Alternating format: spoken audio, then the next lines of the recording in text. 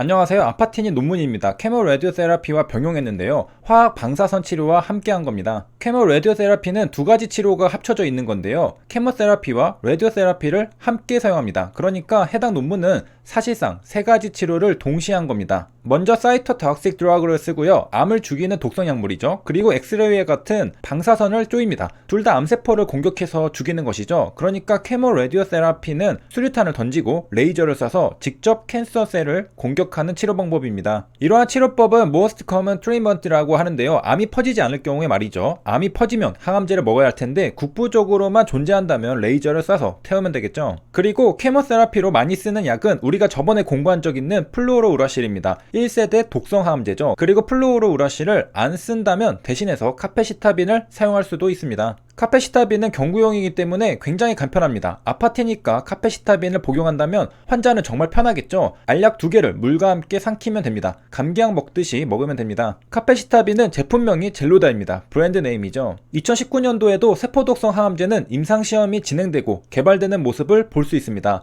2세대 항암제가 출시되었다고 3세대 항암제가 출시되었다고 해서 1세대 항암제는 이제 사용하지 않는 게 아닙니다. 각자의 작용 기전이 다르기 때문에 꾸준히 필요하고 그래서 꾸준히 사용됩니다. 보통 2세대가 지나고 3세대로 넘어가니까 2세대는 이제 트렌드를 벗어나서 경쟁력이 없다고 생각할 수 있는데요. 보통 우리가 차세대로 넘어갈수록 기능이 뛰어난 제품들이 나오기 때문에 그렇게 생각합니다. 그러나 항암제의 경우에는 세대를 구분하는 건 작용 기전입니다. 다른 작용 기전이기 때문에 세대가 넘어갔다고 해서 이전 세대 항암제를 쓰지 않는 게 아닙니다. 작용 기전이 다르기 때문에 꾸준히 함께 사용해서 효과를 극대화하는 것이죠. 그러니까 한마디로 항암제는 세대가 넘어간다고 해서 이전의 항암제 작용 기전까지 포함하는 개념이 아니라는 것이죠. 그렇기 때문에 여기 보이듯이 세포독성 항암제도 꾸준히 2019년도에도 임상시험이 진행되고 판매가 되고 있는 걸 관찰할 수 있는 겁니다. 그리고 최근에는 1세대, 2세대, 3세대 항암제를 트리플 병용요법으로 사용하는 움직임들도 있습니다. 여태까지 나온 작용 기전에 항암제를 한 번에 써보는 것이죠. 어벤져스를 모아서 다 때려 넣어보는 겁니다. 작용 기전이 각기 다르기 때문에 전부 각자의 역할을 충실히 하면 암세포를 더욱 효과적으로 제거할 수 있을 거란 기대감인 것이죠. 그리고 효과가 있는 것도 확인할 수 있습니다. 항암제 칵테일 요법 같은 개념이죠.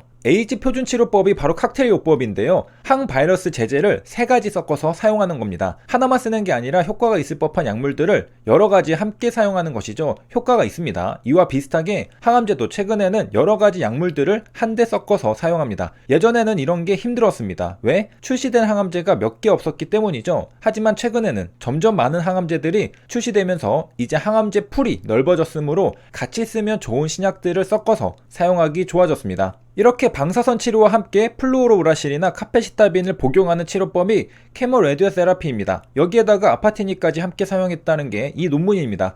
케이스 리포트라고 적혀 있으니 사례보고 논문입니다. 실험군, 대조군 나눠서 임상시험을 한 게 아니라 치료하고 보니 특이한 점이 발견되어서 사례를 알려주는 논문을 작성했다는 겁니다. 앱스트랙을 읽어보겠습니다. 먼저 혈관 신생에 대한 설명을 합니다. 아파티닙에 대한 설명을 하기 위함이겠죠. 엔지오제네시스는 투머의 디세미네이션의 한 요인이라고 합니다. 디세미네이션은 스프레딩이라는 뜻입니다. 퍼진다는 뜻이죠. 암세포가 자기 주위에 혈관을 만들고 영양분을 보급받습니다. 그리고 그 혈관을 따라 또 퍼져나가기도 하죠. 이런 것들의 시작이 혈관 신생이라는 것이죠. 그리고 아파티닙은 바로 이 혈관 신생을 억제하는 약물이고요. 이 케이스 리포트에 등장하는 환자에 대한 정보를 보면요. 64세의 여성입니다. 결과는 어땠느냐? 투머가 disappearance, 사라졌습니다. 당연히 완전간해가 발생하니까 놀라워하면서 케이스 리포트를 썼겠죠. 암이 조금 줄어들었는데 굳이 에너지를 써가면서 케이스 리포트를 쓰진 않았을 겁니다. 암이 줄어드는 항암제는 많습니다. 하지만 암을 소멸시키는 항암제는 별로 없죠. 그래서 논문을 쓴 것입니다. 뉴스 기사가 나오는 것도 마찬가지죠. 평소에 벌어지는 일은 뉴스 기사로 안 나옵니다. 놀라운 일이 발생해야 뉴스 기사로 나오죠. 그리고 놀라운 건 사례가 별로 없기 때문입니다. 몇 개의 리포트만 존재했기 때문에 뭔가 발생하면 논문을 써서 공유하는 것입니다. 그리고 이런 리포트를 통해 좋은 결과라는 게 확신이 들면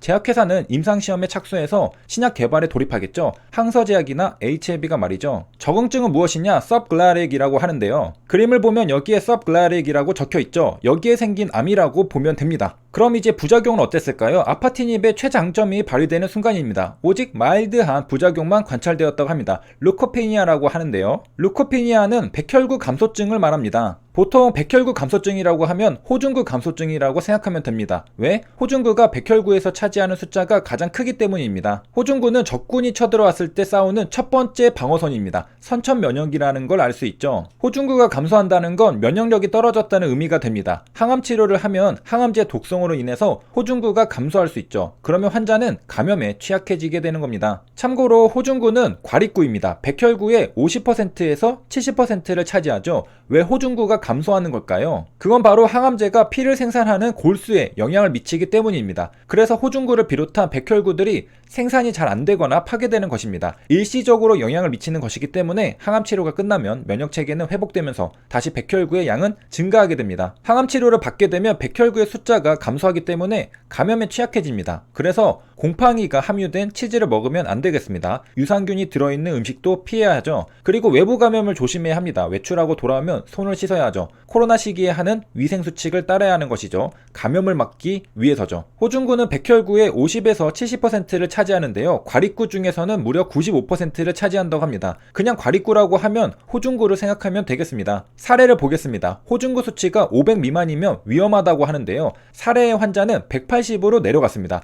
그러니까 병실에 그대로 있어야 한다고 안내가 나왔습니다. 감염되면 큰일이라는 것이죠. 모든 예정된 치료는 취소되고 무조건 안정을 취하라고 말이죠. 감염되면 싸울 방어선이 없는 겁니다. 그래서 방법은 호중구 수치가 다시 회복될 때까지 감염되지 않는 일이죠. 5일 전 호중구 수치는 1500이었다고 합니다. 급격하게 떨어졌던 것이죠. 의사들이 제시하는 호중구 정상 수치는 1800에서 7000이라고 합니다. 항암 치료를 할 땐 1000에서 1500을 마지노선으로 본다고 합니다. 그 밑으로 떨어지면 항암 치료를 지속하기 힘듭니다.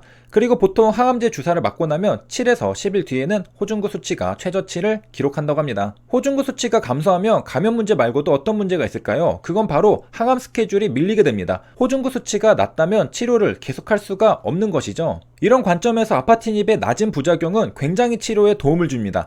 백혈구 감소증이 약하게만 일어나기 때문이죠. 상대적으로 다른 항암제에 비해 감염에 심각하게 취약해지는 것도 아니고 백혈구 수치가 급격히 떨어져 항암 치료를 이어가지 못하는 것도 아닙니다. 환자의 상태는 치료 전에 어땠을까요? 스로페인이 있었다고 합니다. 그리고 레귤러 푸드를 삼키는 것도 힘들어했다고 하죠. 이런 환자였는데요. 치료를 하고 나서 굉장히 빠르고 깔끔하게 효능을 보였다는 겁니다. 래피드라는 단어도 있는 것으로 보아 치료에 들어가고 나서 얼마 안 지나서 암이 곧장 사라지는 걸 경험한 것으로 보입니다. 해당 논문은 5월 26일에 퍼블리시드된 논문입니다. 그리고 오른쪽 상단에 임팩트 팩터가 적혀 있는데요. 1.287이라고 하네요. 정확하게는 2-year 임팩트 팩터가 1.287이고요. 토럴 사이테이션은 4100건입니다. 참고로 임팩트 팩터는 논문 수와 인용 횟수를 이용하여 계산하는 지표입니다. 즉 해당 저널에 실린 논문이 다른 논문에 인용된 횟수를 분자해 놓고요. 분모에는 해당 저널에 실린 논문의 숫자로 나누는 겁니다. 논문 중에 얼마나 인용되었는지 나타내는 지표죠. 세 줄 요약입니다. 이번 시간에는 암이 사라진 케이스 리포트를 봤습니다.